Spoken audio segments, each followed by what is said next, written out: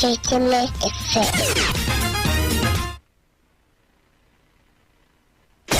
Umutekano w'imibereho iterambere ry'umuturage. Radio Imanzi 105.1 FM. Twese hamwe birashoboka. We got you updated. This is Radio Imanzi News in English.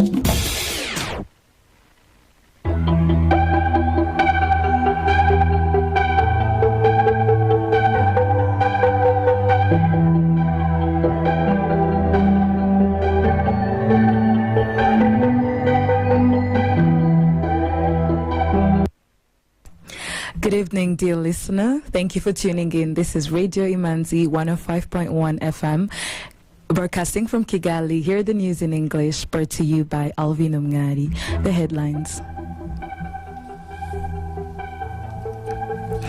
Minister Mucheshimana urges youth to exploit agribusiness opportunities as a way of transforming the local sector. Over 5,000 students from 6 colleges of University of Rwanda were handed their degree certificates. Ghana's finance minister, truly sorry for economic crisis, fends off criticism. At the United Nations General Assembly, Africa renews call for Security Council seat. We'll be back with news in detail.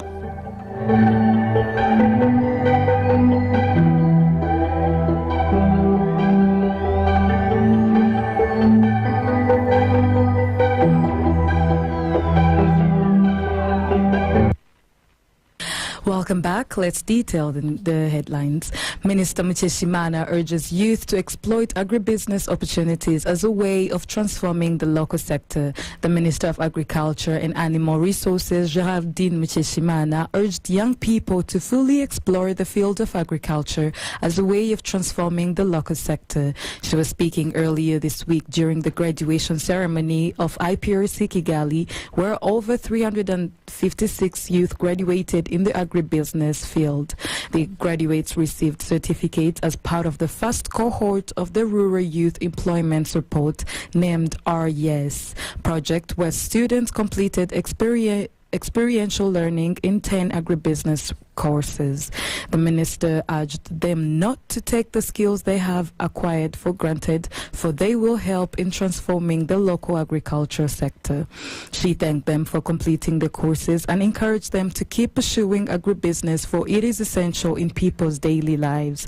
According to Andrew Bashaija, the team leader of Kilimo Trust Rwanda, so far 85 youth who completed the courses have acquired jobs in different agribusiness companies, while 52 are self-employed.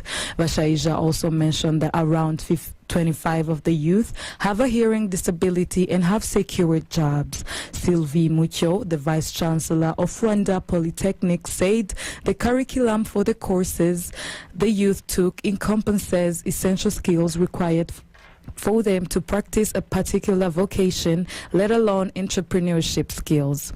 She noted that such competency-based training evokes confidence among youth and compels them to start their own business once they secure capital. RES project is a 5-year initiative, namely from 2020 to 2024, funded by the International Fund for Agricultural Development, IFAD, and German Federal Ministry for Economic Cooperation and Development, BMZ. At the 8th graduation ceremony graced by Prime Minister Edouard Ngirente that took place at Nyagatare Stadium in Eastern Province on Friday, UR officials say the new move will enable new graduates to easily tap into labor market. During the graduation ceremony, Prime Minister Ngirente said issuing of certificates and transcripts is a good opportunity to celebrate the achievements made by the UR towards improving the quality of education. As figures indicate that over 100 students from 21 countries graduated today, he insisted, saying the skills and knowledge you acquired are important for the societies you believe living in, put them to good use, and remember to uphold integrity and other ethical values. Among the 5,702 graduates, 25 of them were awarded a PhD, 628 were awarded with master's degree, and 4 postgraduate diplomas, while 4,717 walked home with a bachelor's degree. The Rwanda Environment Management Authority, REMA, has warned residents around Lake Kivu to refrain from water pollution as a way of preserving the environment. A recent awareness campaign on Lake Kivu environmental protection and conservation in the districts of Rubavu, Rutsiro, Karongi, Nyamasheke, and Rusizi met the call. REMA discovered during a random examination that the establishments surrounding Lake Kivu had little knowledge on how to properly dispose of waste and protect the lake from pollution. Rutaisire Ruchindura, a bar manager at Lake Kivu, said, "We're going to set proper waste disposal and provide bins for biodegradable and non-biodegradable, but our neighbors, Goma Town, should manage the waste coming on the Rwanda side too." Jean-Marie Vianney Tuisenge, environment inspector at REMA, warned that water pollution is illegal, urging people to practice proper disposal of water and sorting biodegradable and non-biodegradable as one of the measures for waste management. He added, measures taken and laws that ban use of plastics are in place, but people do not follow them. More effects are still needed to encourage people on pollution, on how they should manage waste. People should get used to sorting waste from the source and stop throwing it away to avoid a lot of waste coming into Lake Kivu during the rainy season. He insisted that it is dangerous for aquatic and human beings. Rwanda was ranked the country with the most female politicians in the world. Each month, the Interparliamentary Union IPU, a global organization of national parliaments, publishes rankings of the percentage of women in national parliaments. The report, which shows the gap between men and women narrowing more slowly than hoped, indicates that the world is not yet on track to achieve gender equality in politics by 2030. According to the report, Rwanda has ranked the country in the world with most women in parliament as of 1st November 2021. The East African nation has 49 women in its parliament as against 31 men. Rwanda is followed directly by Cuba, Nicaragua, and Mexico. Based on data from the report, there is a pattern showing that European countries are leading the charts. Secretary General IPU Martin Chugong said, "While we celebrate and welcome this all-time high, we feel that the progress is painstakingly and even excruciatingly slow. At the current rate, it will take another 50 years before we can achieve gender parity in parliament. And of course, we'll agree that this is not tenable nor acceptable." The city of Kigali has received the Wetland City Accreditation Award. The award was handed to the city authorities during the 14th meeting of the Conference of the Contracting Parties to the Ramsar Convention on Wetlands, COP14, that took place in Geneva, Switzerland this week.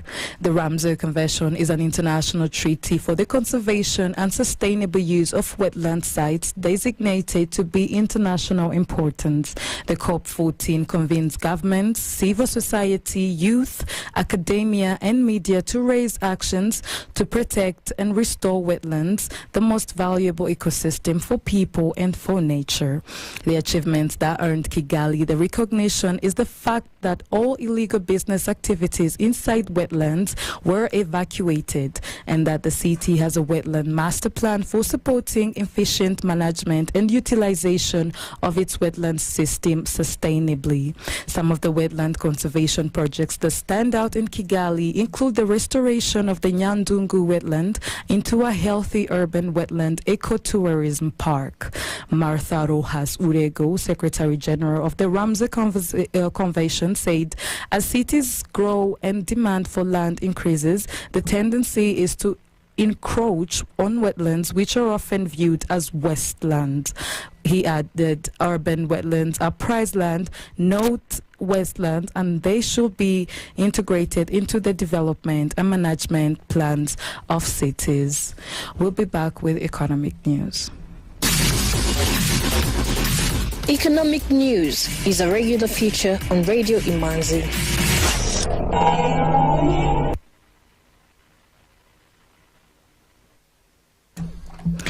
The trading session recorded a turnover of 19,453,300 rand and francs from 109,500 shares traded in 3 deals on the equities market and 5,175,000 rand and francs worth of bonds traded in 1 deal on the fixed income market. Equities counters closed as follow: I&M Randa at 43 rand and francs, Simirgwa at 120 rand and francs, MTN Randa at 175 rand and francs, Equity at 440 rand and francs, Kenya Commercial Bank at 370 rand and francs, National Media Group at 1,200 rand and francs, Uchumi Supermarket Limited at 104 rand and francs, and R&H Buffalo at 526 rand and francs. The exchange rate today, the United States dollar was buying 1,044 rand and francs and was selling 1,065 rand and francs.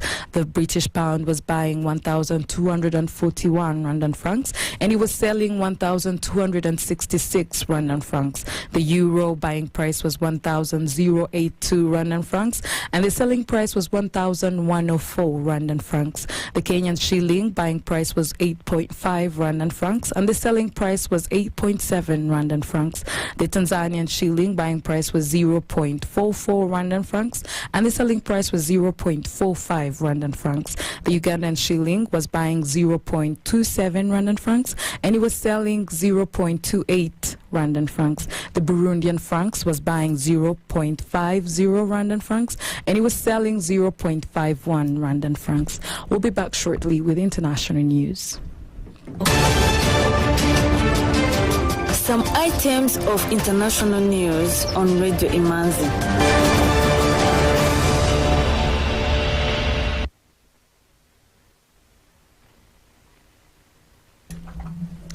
Ghana's finance minister said on Friday that he was truly sorry for the country's economic hardship but defended himself against accusation that he isn't fit for the job. Kenneth Ofori-Atta faced an inquiry from lawmakers for his financial management as the government came under increasing pressure and President Nana Akufo-Addo faced growing criticism for what he has become Ghana's most economic crisis. The minister said he was concerned about the West African country's woes, adding that the accusations were false. He said, "I acknowledge our economy is facing difficulties and the people of Ghana are enduring hardships. As the person President Akufo-Addo put in charge of this economy, I feel the pain personally, professionally, and in my soul." He added denied claims that he had misreported economic data to Parliament and that these policies were to blame for the Sadie's steps decline. The United Nations General Assembly discussed the ongoing effort to reform the UN's most powerful organ, the Security Council. Debate centered on the discussion of expanding the number of member states in the Council and the use of vetoes by permanent members and the efforts to transform the Council to be more inclusive with stronger representation from Africa and small states. Ambassador Xiang Jun of China, a permanent member of the Council, said reform must effectively increase the representation and voice of developing countries to correct the historical injustice to Africa. The failure of the Security Council to adopt a legal binding resolution addressing Russia's February 24th invasion of Ukraine and its violation of the UN Charter because of Russia's veto power has put a spotlight on the growing global divisions and the future of the United Nations calls for UN reforms. The president of Equatorial Guinea, Theodore Obiang Nguema Mbasogo, who has been in power for 43 years, is seeking a sixth term on Sunday with the assurance of being re-elected to lead one of the world's most closed and authoritarian regimes. At 80 years, Mr. Obiang holds the world record for longevity in power for a head of state still alive outside the monarchy. He was re-elected in 2016 with 93.7% of the vote for a new a 7-year term. The head of state took power in a coup in 1979 in this small oil-rich Central African country, independent from Spain since 1968, overthrowing his uncle and bloodthirsty dictator Francisco Marcial Nguema, whom he had shot 2 months later. The European Union recently considered it crucial to ensure the conditions for a peaceful, inclusive and transparent election and respect for the rule of law by the authorities. A Nigerian soldier shot dead an aid worker, his colleague, and wounded a co-pilot of a UN helicopter in Nigeria's jihadist-ridden northeast. The spokesman for the anti-jihadist military operation, Samson Nantip Sakom, on Thursday said a military based in the northeast, a soldier shot and killed a staff member of one of the NGOs providing humanitarian aid in the region. The bodies of the 2 victims were taken to a military hospital, and the army has announced an investigation. Since 2009, Nigeria's armed forces have struggled to fight the Islamic State and the Boko Haram jihadist groups leading an insurgency northeast of Africa's most populous country. The conflict, which has left more than 4,000 people dead and 2 million displaced, has created one of the worst global humanitarian crises of the 21st century. With that, we come to the end of the program. Let us look at the headlines once more. Minister Mucheshimana urges youth to exploit agribusiness opportunities as a way of transforming the local sector. Over 5,000 students from 6 colleges of University of Rwanda were handed their degree certificates. Ghana's finance minister is truly sorry for economic crisis which fends off criticism. At the United Nations General Assembly, Africa renews calls for Security Council seat. Thank you for staying with me. This is Radio Imanzi 105.1. Stay at the frequency for more programs. Stay safe, stay warm, and have a wonderful night.